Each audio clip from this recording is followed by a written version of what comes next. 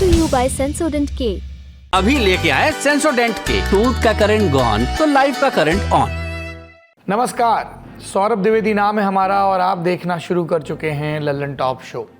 आज के शो में हम 3 बड़ी खबरों पर बात करेंगे और तीनों दिल्ली से हैं। पहली संसद भवन से, जहां राज्यसभा में प्रधानमंत्री नरेंद्र मोदी ने भाषण दिया। फिर से निशाने पर देश के पूर्व प्रधानमंत्री जवाहरलाल नेहरू थे और उसी रास्ते कांग्रेस पार्टी, राहुल गांधी और पूरी राजनीति। फिर जब उनके हमले पूरे हुए तो विपक्ष ने अपने हिस्से के आरोप लगाए। क्या कहा गया राज्यसभा में, इसका जिक्र करेंगे। फिर दिल्ली की ही राउस एवेन्यू कोर्ट चलेंगे, जहां मुख्यमंत्री अरविंद केजरीवाल को लेकर एक अहम आदेश आया कोर्ट में पेश होने का। इस मामले को समझेंगे और फिर रुख करेंगे जंतर मंतर का, जहां पर चल रहा है प्रोटेस्ट। दक्षिण भारत की 3 राज्य सरकारें प्रोटेस्ट कर रही हैं। आरोप है सीधे केंद्र की नरेंद्र मोदी सरकार पर, ये कि केंद्र सरकार राज्यों को उनके हिस्से का पैसा देने में कोताही बरत रही है। समझेंगे इन आरोपों को और इन पर आए जवाबों को। पर उससे पहले दिन की सुर्खियां। पहली सुर्खी में बात ईडी के छापों को लेकर। उत्तराखंड में कथित वन घोटाले में प्रवर्तन निदेशालय यानी ईडी ने बुधवार को पूर्व मंत्री और कांग्रेस के नेता उत्तराखंड के हरक सिंह रावत के देहरादून स्थित घर पर छापा मारा। एजेंसी ने रावत के करीबियों के दिल्ली, हरियाणा और चंडीगढ़ के 12 ठिकानों पर भी एक साथ छापेमारी की। सूत्रों के मुताबिक फॉरेस्ट लैंड स्कैम मामले में ईडी ने ये कार्रवाई की। एएनआई के मुताबिक ये एक न्यूज एजेंसी है। रावत के मंत्री रहते कार्बेट पार्क के पाखरो रेंज में टाइगर सफारी प्रोजेक्ट के लिए 169 पेड़ों की जगह 6000 पेड़ों की अवैध रूप से कटाई की गई थी। इसके अलावा अवैध निर्माण भी हुआ था। इस मामले में रावत और तब के कुछ अधिकारियों और उनके करीबियों पर मनी लॉन्ड्रिंग के आरोप लगे हैं। ईडी इसी को लेकर छापेमारी कर रही है। इससे पहले अगस्त 2023 में विजिलेंस डिपार्टमेंट ने भी रावत के खिलाफ कार्रवाई की थी। रावत 2019-20 की भाजपा सरकार में भी वन मंत्री थे। अनुशासनहीनता के आरोप में बाद में पार्टी ने उन्हें निष्कासित कर दिया था और कैबिनेट मंत्री के पद से बर्खास्त कर दिया था। इसके बाद 2022 में वो कांग्रेस में शामिल हुए। रावत के साथ उनकी बहू अनुकृति गुसाई ने भी कांग्रेस का दामन थामा था। अगली सुर्खी में बात यूपी की। विधानसभा के बजट सत्र में आज यूपी के पूर्व मुख्यमंत्री और सपा सुप्रीमो अखिलेश यादव और मौजूदा मुख्यमंत्री और भाजपा नेता योगी आदित्यनाथ के बीच तीखी बहस हुई। लेकिन इस बहस के पहले सपा नेता इस संभावना को नकारते रहे कि राष्ट्रीय लोकदल के अध्यक्ष जयंत चौधरी भाजपा के साथ गठबंधन करने वाले हैं, क्योंकि समाजवादी पार्टी के मुखिया पहले ही ऐलान कर चुके हैं कि वो उत्तर प्रदेश में लोकसभा चुनाव के दौरान अपने इस भागीदार को, अपने इस जोड़ीदार को 7 सीटें देंगे। पर 6 जनवरी की शाम से ये खबरें चल रही सूत्रों के हवाले से कि जयंत चौधरी सपा से नाखुश हैं और लोकसभा चुनाव में बीजेपी के साथ 4 सीटें लेकर गठजोड़ कर सकते हैं। खबर यह भी आई कि 11 फरवरी को रालोद के सभी विधायक अयोध्या में रामलला के दर्शन करने जाएंगे। सपा पहले कह चुकी है कि वो 11 फरवरी को नहीं बल्कि बाद में दर्शन करेगी। ऐसे में जब सपा नेताओं के सामने जयंत चौधरी के भाजपा के साथ जाने के सवाल को रखा गया तो उन्होंने संभावनाएं नकारते हुए ये जवाब दिया। देखिए, केवल भारतीय जनता पार्टी के लोग भ्रमित कर रहे हैं। हम जानते हैं जयंत जी को, वो सेकुलर लोग हैं। वो इंडिया गठबंधन से मिलकर के ही चुनाव लड़ेंगे और भारतीय जनता पार्टी को हराएंगे। जो आरएलडी पार्टी है, उन्होंने हमेशा से किसानों का साथ दिया है और किसानों की आवाज बुलंद करी है संसद के माध्यम से और संसद के बाहर भी। और जिस तरह हम जानते हैं कि चौधरी चरण सिंह जी की पार्टी रही है और जिसने हमेशा समर्थन किया किसानों का, तो मैं नहीं समझती जयंत चौधरी जी ऐसा कोई कदम उठाएंगे। मैं समझती हूँ कि 7 टिकट भी अनाउंस करी गई थी जयंत चौधरी जी के साथ में। फिर शुरू हुई विधानसभा की कार्रवाई। सबसे पहले अखिलेश यादव ने बोलना शुरू किया और कहा कि भाजपा सरकार ने पिछड़ा, दलित और अल्पसंख्यकों का, यानी जिस टर्म का वो इस्तेमाल करते हैं पीडीए, इनका अपमान किया है। लोगों को नौकरी नहीं मिल रही और कहा कि ये सरकार न्यूज भी कंट्रोल करती है, अपराध कंट्रोल नहीं कर पाती। अखिलेश के हमलों पर सीएम योगी आदित्यनाथ ने जवाब दिया और कहा कि हम लोगों में भेद नहीं करते। अयोध्या को पिछली सरकारों ने कर्फ्यू के दायरे में रखा, आस्था जनभाव के साथ खिलवाड़ किया। कहा आज यूपी में हर कोई आना चाहता है और हम यहाँ के नौजवानों को नौकरी भी देना चाहते हैं। देखिए इस बहस की झलकियां। योगी, आप कहते हैं कि महिलाओं, बहन बेटियों के साथ उनके राज में छेड़खानी, रेप नहीं होता। दुष्कर्मी अगले चौराहे पर मार गिराए जाते हैं। बीएचयू में एक बहन के साथ क्या हुआ, कोई आज के समय पे कल्पना नहीं कर सकता। एक बेटी और बहन के साथ क्या हुआ। जो लोग पकड़े गए हैं वो तीनों के तीनों भारतीय जनता पार्टी के आईटी सेल के मेंबर हैं। वो जिन लोगों ने 4-4 बार प्रदेश में शासन किया, एक लंबे समय तक सत्ता के सिंहासन पर विराजमान रहे, वो उत्तर प्रदेश को कहां लेके गए थे। पहचान का संकट खड़ा कर दिया था उत्तर प्रदेश वासियों के सामने।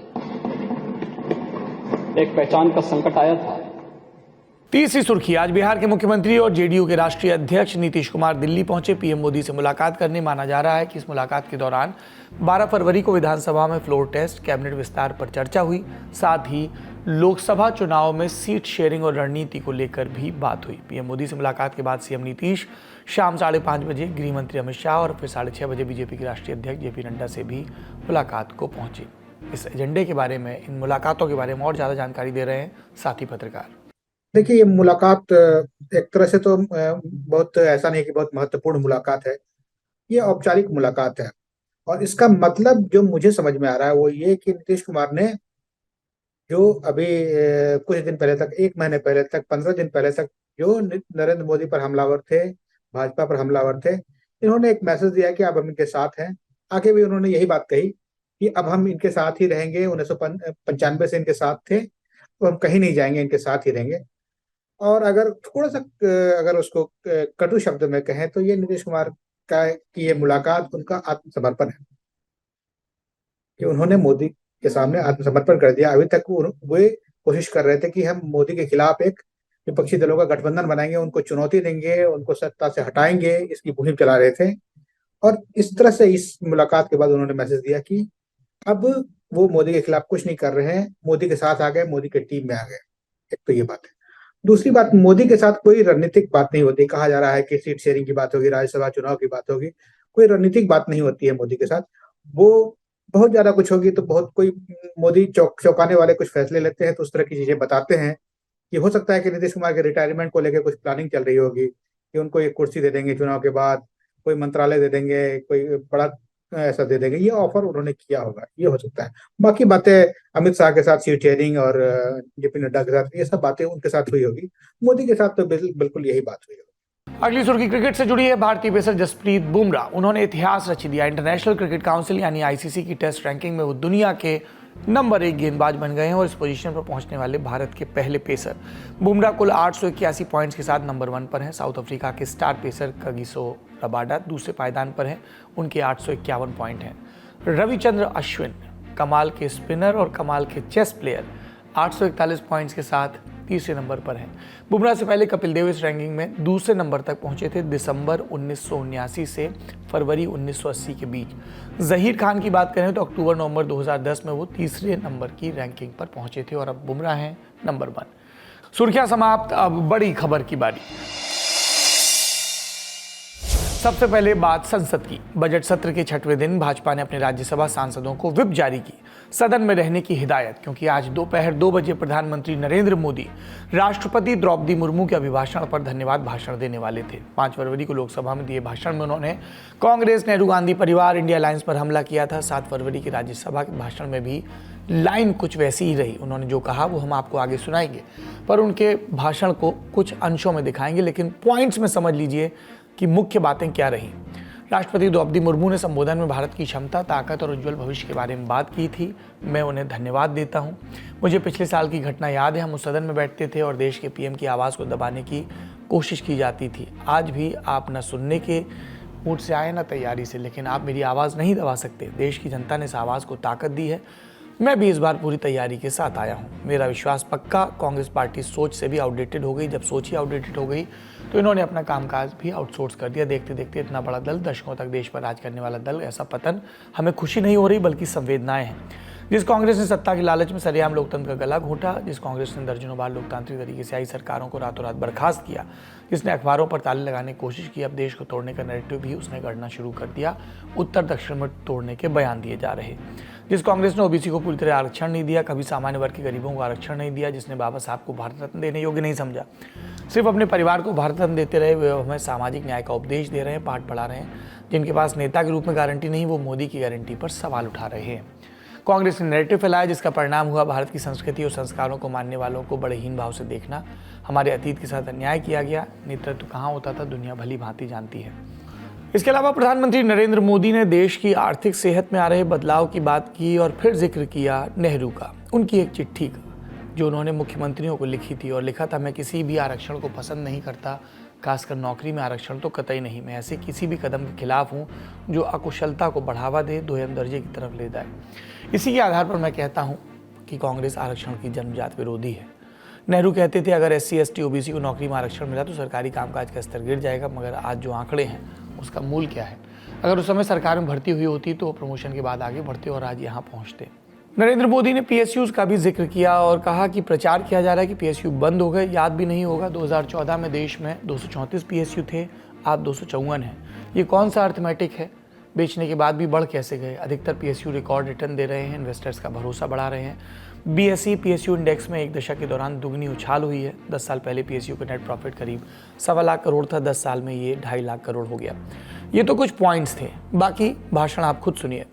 इन लोगों की मर्यादा इतनी है, अब इन्होंने अपने युवराज को एक स्टार्टअप बना करके दिया है। अभी वो नॉन स्टार्टर है।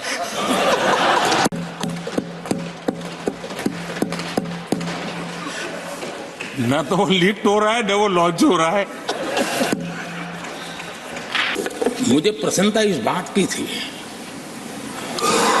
कि माननीय खड़गे जी काफी लंबा और बड़ी इम्तिहान वजह से शांति से बोल रहे थे। समय भी काफी लिया था। तो मैं सोच रहा था कि आजादी मिली कैसे, इतना सारा बोलने की आजादी मिली कैसे। तो मैं सोच तो रहा था, लेकिन बाद में मेरे ध्यान में आया कि 2 स्पेशल कमांडर जो रहते ना उस दिन नहीं थे और आजकल नहीं रहते। कोऑपरेटिव फेडरलिज्म क्या होता है? और मैंने तो हमेशा कहा कॉम्पिटिटिव कोऑपरेटिव फेडरलिज्म। आज देश को जरूरत है कॉम्पिटिटिव कोऑपरेटिव फेडरलिज्म। हमारे राज्यों के बीच में तंदुरुस्त स्पर्धा हो ताकि हम तेजी से देश में आगे बढ़े। एक सकारात्मक सोच के साथ हमको चलने की जरूरत है। और मैं ये राज्य में था तब भी इसी विचारों को लेकर के काम करता था, इसलिए चुपचाप सहता भी था। देश का एक कोना, अगर शरीर का एक अंग अगर काम नहीं करता है तो पूरा शरीर अपंग माना जाता है। शरीर जिस प्रकार से अगर देश का भी कोई कोना, देश का कोई क्षेत्र विकास से वंचित रह जाएगा तो देश विकसित नहीं हो सकता है। और इसलिए हमें भारत को एक अंगांगी भाव से देखना होना चाहिए, उसको टुकड़ों में नहीं देखना चाहिए। जिस प्रकार से हिंदी और भाषा बोली जा रही है, देश को तोड़ने के लिए, राजनीतिक स्वार्थ के लिए नए नैरेटिव गढ़े जा रहे हैं। एक पूरी सरकार मैदान में उतर करके भाषा गढ़ रही है। इससे बड़ा देश का दुर्भाग्य क्या हो सकता है? आपने ध्यान दिया होगा कि PM मोदी का भाषण एक हमलावर रुख अख्तियार किए था, सत्ता से अपदस्थ विपक्ष की गलतियों को गिनाने वाला। ऐसे में भाषण के बाद हमले की बारी थी विपक्ष की और उन्होंने ये कहा, 75 साल में किसान इतना कर्जवान नहीं हुआ जितना आपकी सरकार में। 75 साल में देश भी इतना कर्जवान नहीं हुआ जितना आपकी सरकार में। 75 साल में कॉर्पोरेट्स की कर्जा माफी भी उतनी नहीं हुई जितना आपकी सरकार में। 75 साल में बेरोजगारी भी उतनी नहीं बढ़ी जितना आपकी सरकार में। 75 साल में इतने अरबपति भी नहीं हुए हिंदुस्तान में, और इतने लोगों को राशन और उनके पे निर्भर आपके माध्यम से नहीं होना पड़ा जितना आपकी सरकार में। और 75 साल में किसान का इतना अपमान, 750 किसानों को कोई जान चली गई किसान आंदोलन में। ये बहुत अफसोस की बात है। मोदी जी ने कहा था कि मुसलमानों के मैं एक हाथ में लैपटॉप देखना चाहता हूँ, एक हाथ में कुरान देखना चाहता हूँ, लेकिन ये 5 साल में ऐसा कहीं भी नहीं हुआ। बल्कि माइनॉरिटी के जितने फंड्स थे, माइनॉरिटी नई मिनिस्टर जब से आई है उन्होंने उसको आधे से भी कम कर दिया। अनगिनत इतनी झूठी बातें उन्होंने कही, हम खुद को भी एक देश का एक प्रधानमंत्री होके इतने झूठ बोल रहे हैं, हमको खुद को शर्म आती है। प्रधानमंत्री का स्पीच प्रधानमंत्री का होना चाहिए। ये बीजेपी के नेता का स्पीच है और चुनाव का स्पीच है। उसमें सच और झूठ का अगर हम उसमें कोई मायना रखे तो चुनाव में जैसे झूठे वादे किए जाते हैं, झूठ बोला जाता है, संसद में अगर प्रधानमंत्री झूठ बोलेंगे तो कैसा चलेगा। संसद में सिर्फ बहस या बयानबाजी ही नहीं हुई, एक छोटी सी घोषणा भी हुई। खबरों के मुताबिक 6 फरवरी के दिन संसदीय कार्य मंत्री प्रहलाद जोशी ने कहा कि जो अंतरिम बजट सत्र 9 फरवरी को खत्म होने वाला था, उसकी मियाद 1 दिन के लिए बढ़ा दी गई है। संसद का कार्यकाल अब 10 फरवरी तक होगा। वजह, खबरों के मुताबिक उस दिन 2 काम होंगे। पहला तो कार्यकाल पूरा करते 56 राज्यसभा सांसदों को विदाई दी जाएगी। दूसरा काम, उस दिन केंद्र सरकार एक व्हाइट पेपर पेश करेगी। इसमें यूपीए के 10 साल के कार्यकाल की आर्थिक हालत पर टिप्पणी होगी। अंदाजा है कि बीजेपी की लाइन होगी कि कैसे कांग्रेस की आर्थिक नीतियों को कॉर्नर किया जाए और कांग्रेस को इसके बेस पर और 10 बरस बनाम 10 बरस की एक बहस प्रस्तुत की जाए। दूसरी बड़ी खबर दिल्ली के मुख्यमंत्री और आम आदमी पार्टी के संयोजक अरविंद केजरीवाल से जुड़ी हुई है। दिल्ली की राउस एवेन्यू कोर्ट की additional chief metropolitan magistrate Divya Malhotra की अदालत ने आज एक आदेश जारी किया। कोर्ट ने अरविंद केजरीवाल को 17 फरवरी के दिन कोर्ट के सामने पेश होने के लिए कहा। यह आदेश ईडी की उस शिकायत को संज्ञान में लेते हुए सुनाया गया जिसमें कहा गया था कि केजरीवाल पूछताछ के लिए पेश नहीं होते। पूरा मामला पता ही होगा आपको। ईडी दिल्ली में कथित शराब घोटाले की जांच कर रहा है। इसमें आम आदमी पार्टी के 3 कद्दावर नेता हिरासत में, मनीष सिसोदिया, संजय सिंह और सत्येंद्र जैन। और इसी केस में ईडी दिल्ली के सीएम अरविंद केजरीवाल से पूछताछ करना चाहती है।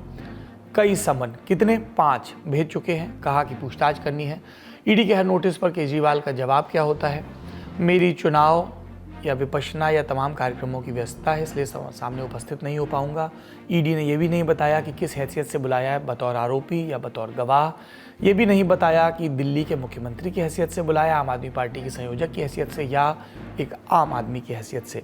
ईडी के आरोप राजनीतिक रूप से प्रेरित और छवि धूमिल करने की नीयत से कार्रवाई सत्ताधारी पार्टी के इशारे पर। हर बार ईडी की नोटिस मेरे सामने आने के पहले मीडिया चैनलों में चल जाती है। हर बार इन आरोपों पर चुप्पी साधकर ईडी एक और नोटिस करती और अरविंद केजरीवाल के दफ्तर से धीमे धीमे 5 नोटिसों का पुलंदा वहां जमा हो गया। ऐसे में जब केजरीवाल ने 2 फरवरी को 5वीं और आखिरी दफा ईडी की नोटिस ठुकराई तो ईडी कोर्ट गई और कोर्ट में याचिका लगाकर केजरीवाल की शिकायत की गई और उस पर आज ये आदेश सुनाया गया। हमने आपको बीते दिन के शो में बताया था कि ईडी के अधिकारियों ने दिल्ली जल बोर्ड से जुड़े एक मामले में भी छापेमारी की थी। निशाने पर थे आप सांसद और पार्टी के कोषाध्यक्ष एनडी गुप्ता और केजरीवाल के पर्सनल सेक्रेटरी विभव कुमार। ईडी ने कुल 12 ठिकानों पर छापेमारी का दावा किया, लेकिन आम आदमी पार्टी के नेताओं ने इल्जाम लगाया कि कोई छापा नहीं मारा, कमरे में चुपचाप बैठे रहे। ईडी से जुड़े सूत्रों ने खंडन किया। आवाज आई अदालत के फैसले का जब इंतजार हो रहा था तब भी राजनीति अपनी दिशा चल रही थी। आम आदमी पार्टी के नेताओं के ये बयान आए। ये सवाल जो हम ईडी से बार बार पूछ रहे हैं कि 2 साल से इस तथाकथित शराब घोटाले की जांच चल रही है, ऐसा क्या हो गया कि जस्ट लोकसभा चुनाव से पहले समन पे समन, समन पे समन, समन पे समन भेजे जा रहे हैं। 2 साल तक ईडी का कोई इंटरेस्ट नहीं था अरविंद केजरीवाल जी से पूछताछ करने में, लेकिन जैसे ही लोकसभा चुनाव आता है, करीब आता है, प्रचार का समय आता है, तब अरविंद केजरीवाल जी को समन पर समन भेजा जा रहा है। आपके आरोपों और बचावों का जवाब दिया भाजपा ने। केजरीवाल वो जानते हैं कि वो भ्रष्टाचार में लिप्त हैं और जांच एजेंसी अपना काम कर रही है। हमारी समझ में नहीं आता कि जांच एजेंसी से डर कैसा। अगर आपने चोरी नहीं की तो डरना क्यों? लेकिन वो शख्स जो कागज की नाव पर सवार है वो जानता है कि दरिया उफान पर है। उसे पता है अरविंद केजरीवाल पूरा देश, पूरी दिल्ली माननीय प्रधानमंत्री मोदी जी के नेतृत्व को स्वीकार कर रही है। पूरा देश मोदी जी को तीसरी बार प्रधानमंत्री के रूप में देखना चाहते हैं। अब कोर्ट का आदेश सामने है, देखते हैं आगे इस पर क्या डेवलपमेंट होता है। अगली बड़ी खबर दिल्ली के ही जंतर मंतर से। क्या हुआ ये जानने के लिए सबसे पहले ये तस्वीरें देखिए।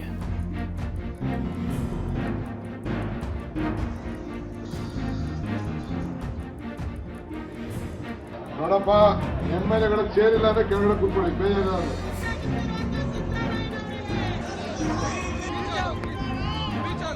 जंतर मंतर पर जनता अक्सर जुटती है, भिन्न भिन्न मांगों को लेकर प्रदर्शन करती है, लेकिन 7 फरवरी को कर्नाटक के मंत्रिमंडल ने डेरा डाला। सीएम सिद्धारमैया के नेतृत्व में पार्टी के मंत्री विधायकों का ये प्रदर्शन केंद्र की मोदी सरकार के खिलाफ।